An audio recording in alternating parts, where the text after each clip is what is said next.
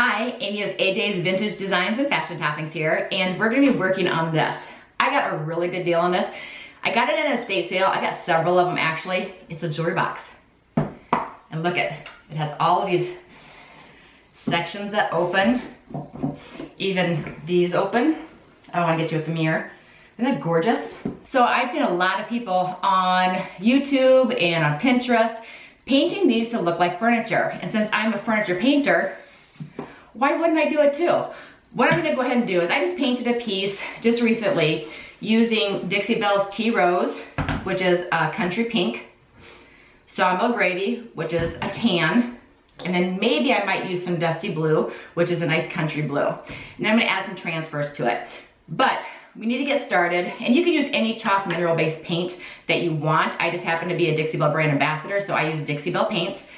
This, I don't know if you can see it, it's pretty glossy. Most jewelry boxes are. So you're gonna either want to use a bonding primer like Dixie Belle Slick Stick, a bonding primer to make it a good paintable surface, or if you don't have a bonding primer, then I'm gonna go ahead and scuff mine up a little bit to take some of that gloss off here. And I'm just using a 3M finishing pad. It's a fine finishing pad. It's probably equal to about a 220 grit sandpaper. I'm just gonna scuff this up just a little bit. Not a lot, just a little bit. To take some of the shine off here so I know that my paint will stick to it really well. And then we're gonna go ahead and start painting.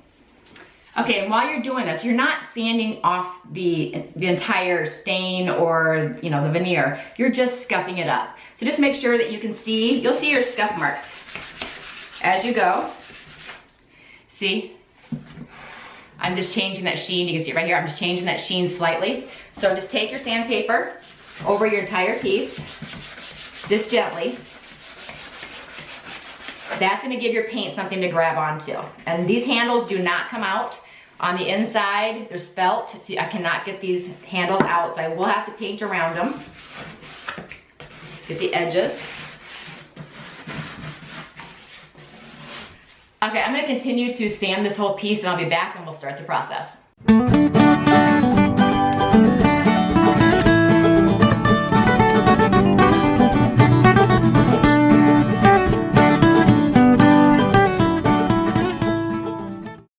Okay, and once you've done your little scuff sanding, you can kind of see it around here, make sure you wipe it down with a wet rag because you'll notice that you'll get a lot of dirt residue from scuffing up the finish.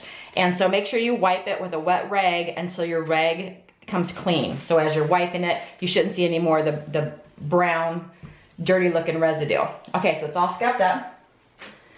I'm gonna start just laying on my paint. This is just the first coat, and it's to kind of decide where my colors are going. Since I can't take any of the hardware off because it doesn't come off, and I don't want paint on my lips here or on the inside because it opens and closes. I don't want it to be scratching up. So I am only gonna be painting the outside. I'm not gonna be painting the inside lips.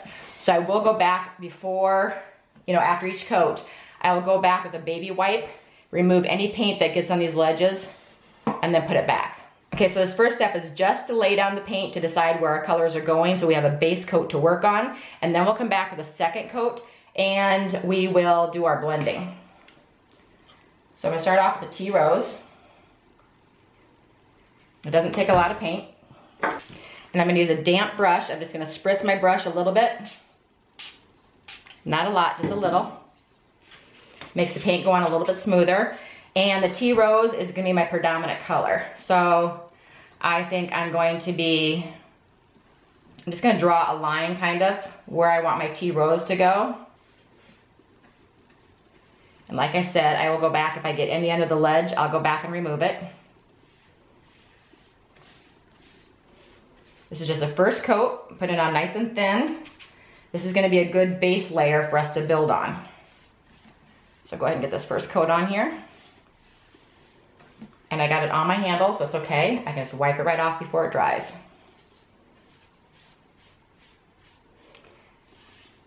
And you can always, if you decide you want to change the format of where you put your colors or your plan, you can change it on your second coat, it's not a problem. Okay, and I'm going to do the same here.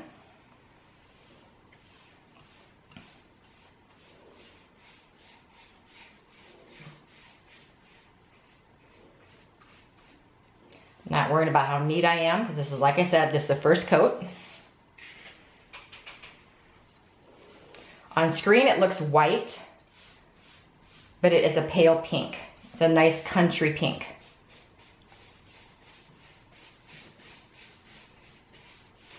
You'll be able to see the difference when I put the cream on, that it is actually a true pink. Okay.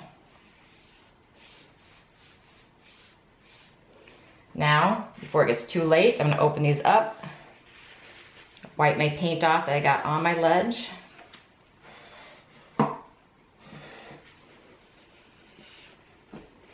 Now, when I open them up to dry them, I'll do that. Okay. Now, for the next color, I'm gonna add in some of the Aged Ivory, which is a cream. So I will do the Aged Ivory. I'm getting a brand new brush. So it's a clean brush. And I'm gonna put the colors in between the Aged Ivory. And then I'll decide where I want some blue to pop in here, but I'm gonna get this on first. Nice thin coat. I will clean off the hardware when I'm done. Who knows, I might even actually paint it.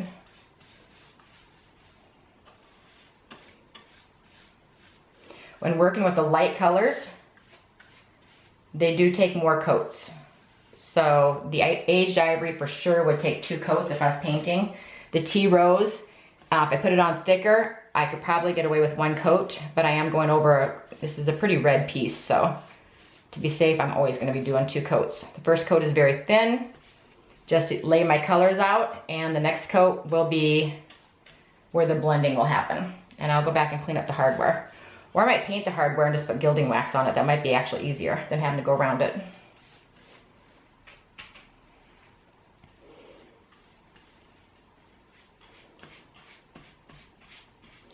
If your jewelry box is missing hardware, there are sites out there that actually sell hardware specifically for jewelry boxes. I'll see if I can find a resource and I'll put it in the description box.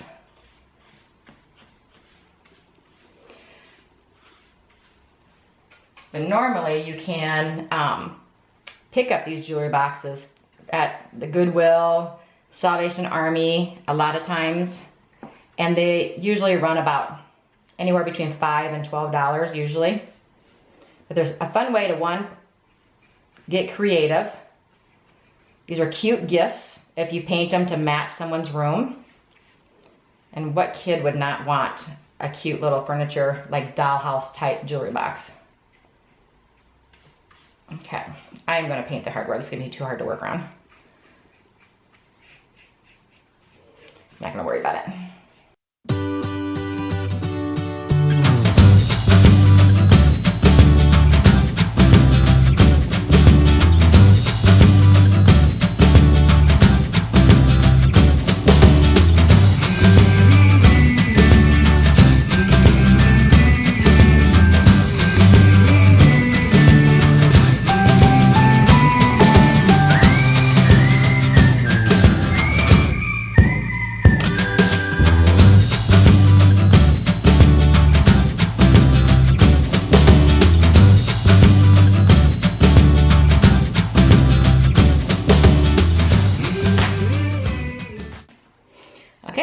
Do the same thing to the other side. Okay, so now that I got this base coat on to map out my colors, I'm going to open all of these up and clean them off and leave them open to dry. See how easy that is? I got some right there. Just get my little toilet paper that I've got here, a paper towel, and clean this off. I don't want any paint on the inside. And I didn't want to take the time to tape it off either, because it wipes off very easily as long as you catch it quickly. See? Okay. Now I'm going to go around and do all the rest. Okay, so this has been sitting on here for about 2 hours. And I'm going to add my second coat. And we're going to do the blending. I just dipped a little bit of my paint on a tray. It doesn't take much. Once again, using 2 brushes, 1 for each color. And then I also have a dry brush, and usually I use Dixie Belle's Oval Medium, which is a larger dry brush. But since it's such a small piece, I'm using just this, the round large.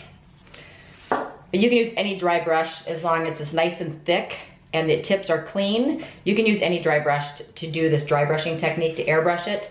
Or if you put it on nice and smooth, you might not need it at all. But let's go ahead, and you need a wet coat to be able to do the blending. So let's put another wet coat on here. This is the Tea Rose, which is a soft pink. And we're going to blend it down into the sawmill gravy here. In just a second, we have to make sure we have a wet coat of paint on. Okay, taking my next brush into my sawmill gravy, which is a beige. Getting a wet coat on here.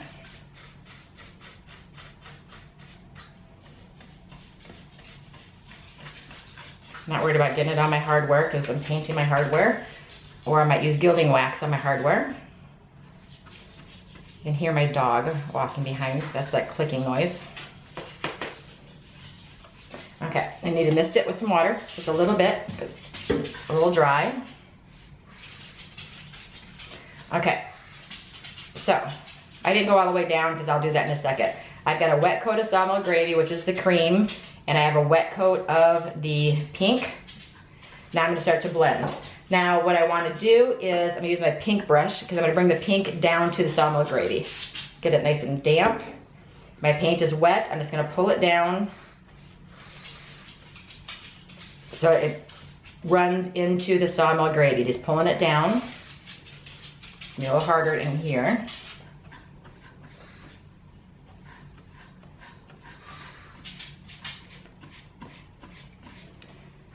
You can damp it with a little bit of water if you need to, if your paint starts to dry too quickly. And I'm just pulling that pink down into the sawmill gravy, which is getting rid of that harsh line between the 2 colors. This is the tricky part between these knobs.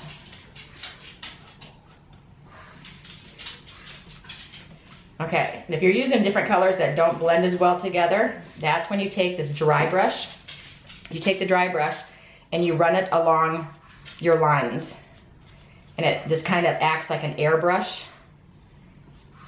It's a dry brush, and then if you get too much paint on it, just dry it off on a paper towel. But the dry brush is a clean brush that's just going to blur out the lines between your colors. Trying to get inside those knobs. Like I said, this is a dry brush. This is, like I said, it's blurring out the lines between the colors. Now let's take this sawmill gravy down into that pink. Okay, because you can see this definite line right here. That's the line we're trying to get rid of. Okay, back to my pink brush. Misting it with a little bit of water so my brush is wet.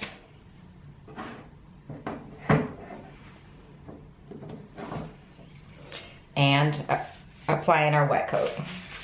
You cannot blend unless you have a wet coat of paint.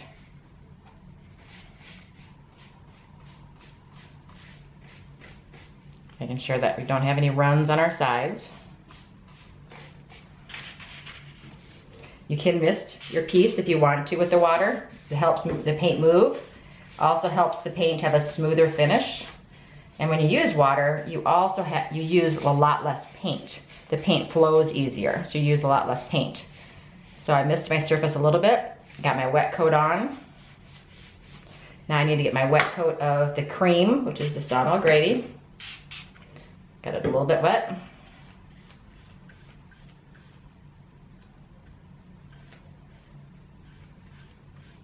I'm not going up into where I just blended. I'm just going below it.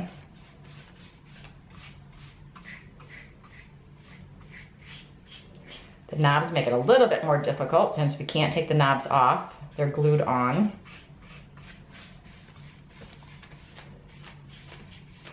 Both my colors are wet.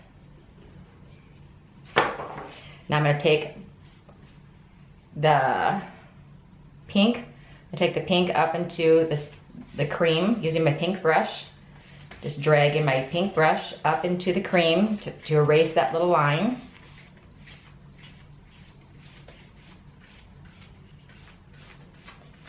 If you do have any brush marks, we can take a sanding paper to it at the end to smooth it out. Okay. So I blended that line, and now I'm taking a dry brush once again and going along that line just to feather it out.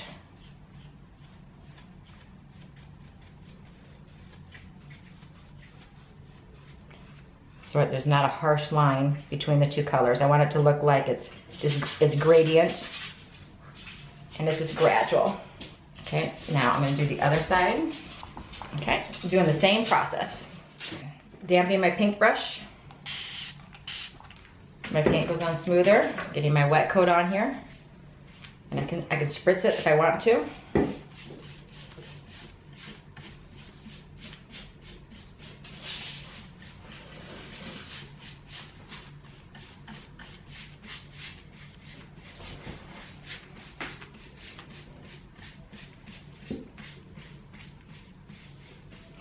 Get along this edge so I don't have any.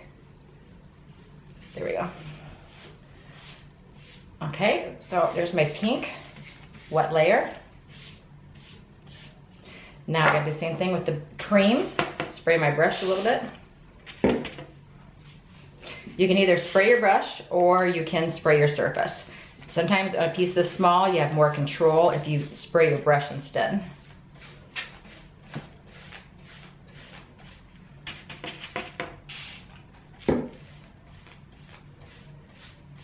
Okay, so it's nice and smooth, so we can start blending. Don't want to wait too long though, because once it starts to dry on you, it's not going to blend, it's going to drag.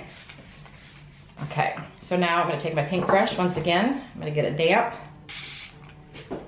and I'm going to blend this out. Just trying to erase that line between the two colors.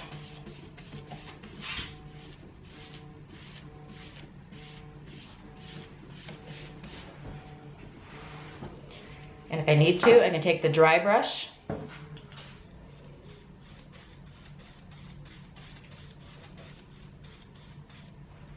just like that. Okay, I'll do this bottom section for you. Then I think you got the idea. Wet my brush or wet the surface. Get my wet coat of paint on there. As long as your paint is wet, blending is a little bit easier. If you find using, or if you plan and use colors that are very complementary to each other, and then they blend much easier. Okay, so back to the cream. Got the pink on.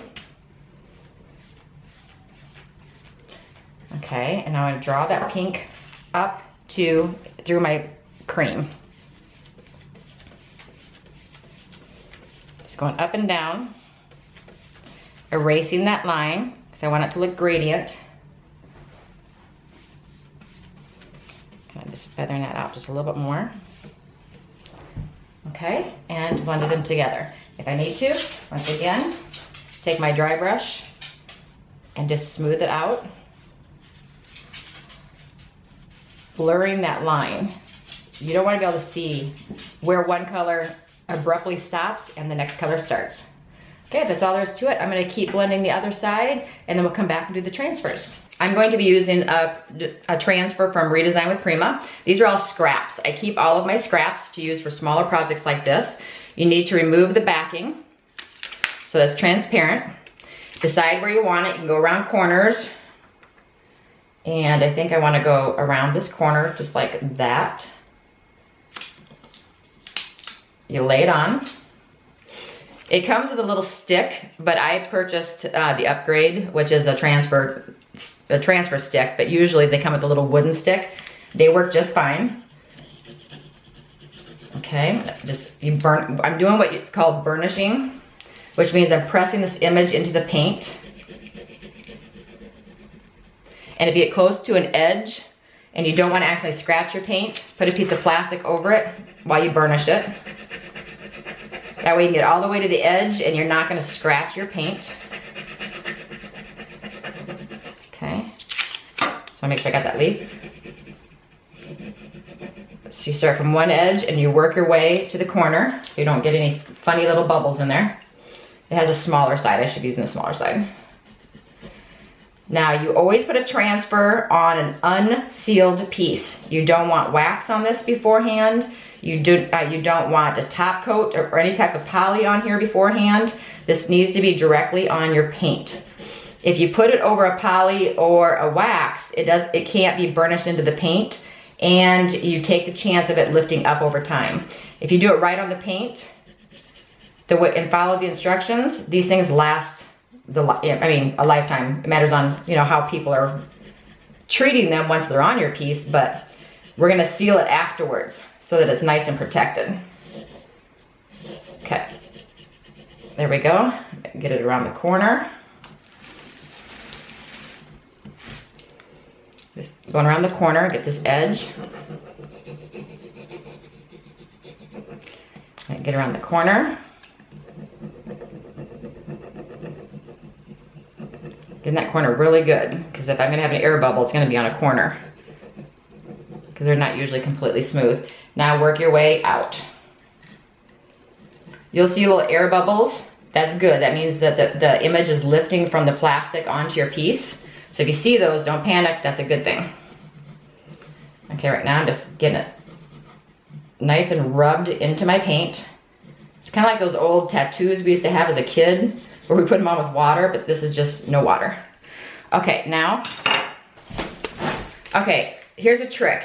If you don't want to scratch your paint trying to peel up that plastic, take some painter's tape or some regular tape,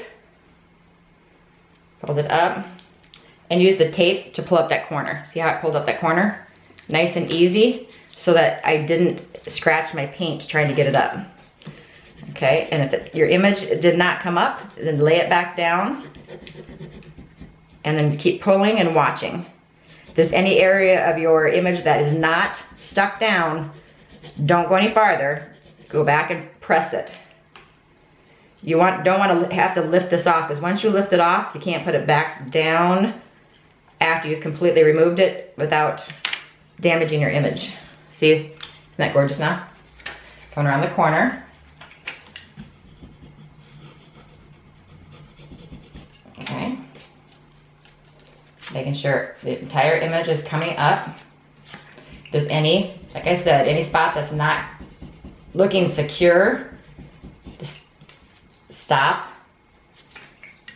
Lay it down before you remove the whole thing. Lay it back down and rub.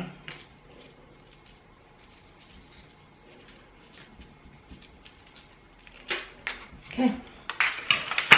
See how easy that was?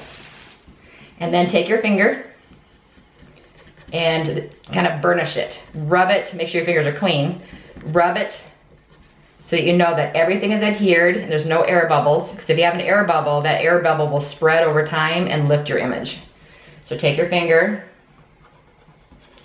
and rub, especially on all the edges, across the center, rub everywhere and make sure that there's no bubbles. Okay, so there's our first transfer.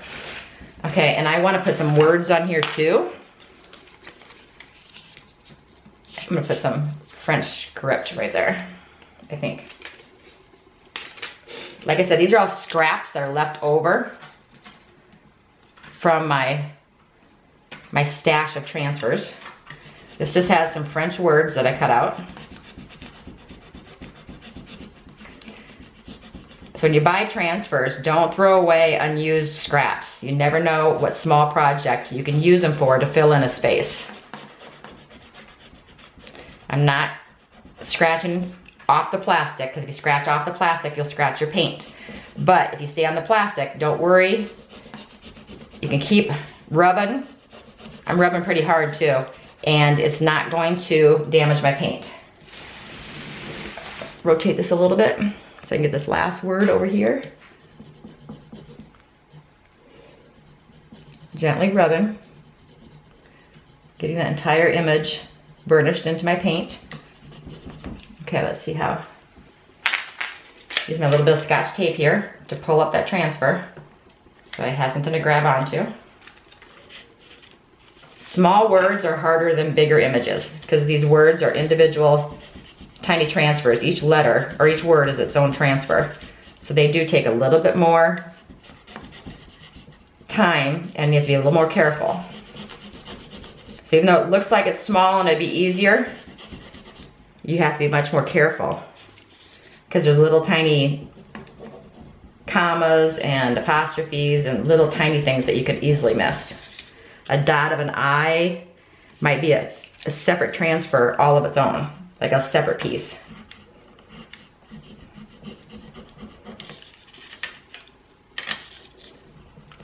The S doesn't want to come.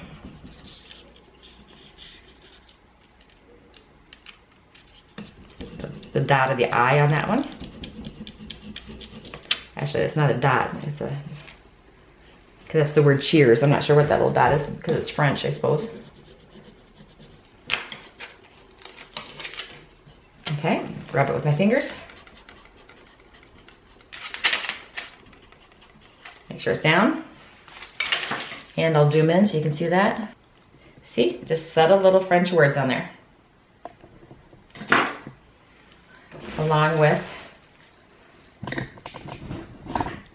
the flower. Doesn't that look cute? Okay, let's put some more on. Okay, since I have French words on this side, I'm gonna put some more French words down here because I have one more scrap of French words. And it's gonna go just like that. And I'm gonna cut it in half. Okay, I'm gonna cut it just so it's easier to work with and place. I'll put this down at the bottom. Just put a little bit of French script around here.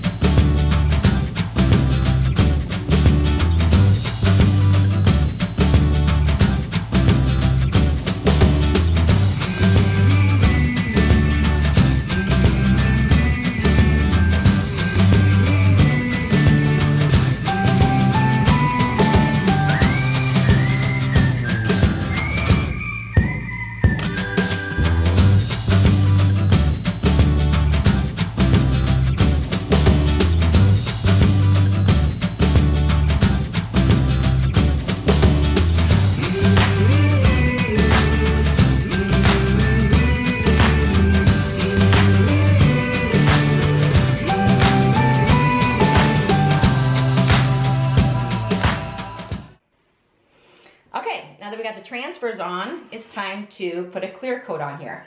I'm using a clear coat in satin and just putting a thin coat of my Dixie Belle clear coat in satin across the entire piece.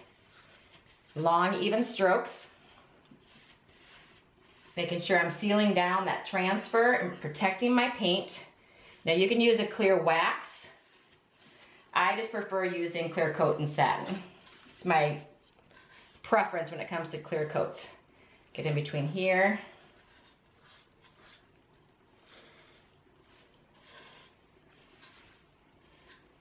Okay. I'm looking in the light to make sure I haven't missed any sections. That's all I'm gonna do is just brush a thin coat of a water-based clear coat. I just happen to be using Dixie Belle's clear coat in satin, like I said. But you can use any water-based clear coat. This is just my preference. Long, even strokes, and that's all there is to it. Okay, the last step. I've got it all sealed. I have the transfers on here. I like how these knobs turned out because they kind of blend just with the line. It blends very well. But these, I'm gonna show you some options because those don't really show up very well. I'm gonna use some decor wax, and this is called Shiny Star. I use this a lot on hardware. It is like a gilding wax. I'm just gonna add some silver onto these 4 knobs.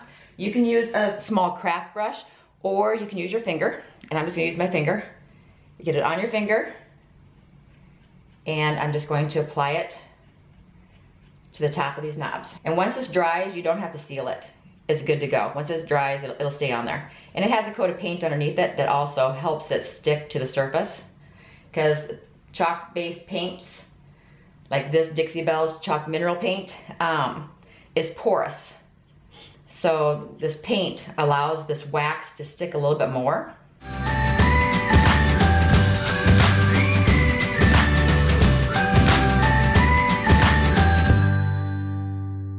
Said you don't have to seal it, just let it sit and dry, 72 hours and you're good, at least. Okay, well there you have it. A quick and easy idea to update a jewelry box. This is a great idea for a gift for anyone on a special occasion. You can find these at your local thrift store, estate sales, garage sales, and then just give them a new look. Personalize them to suit the person you want to give it to as a gift. I just think it's a fun, cute idea. I love doing these, especially if you don't have a piece of furniture that you know, if you're a furniture painter and your inventory is kind of low and you want to paint furniture, why not paint a jewelry box? Okay, well, I love this. I love how it turned out. I can't wait to put jewelry in it, get it staged, and get some photos made for you. And those will be at the end. Don't forget to follow me over on Facebook at AJ's Vintage Designs, where I do live painting tutorials every Friday night. And then also follow me on Instagram at AJ's Vintage Designs as well. And then don't forget to like and subscribe down below and click on that little bell. That way you get notified each and every time a new video comes up. Okay, well, until next time, I hope you have a great day.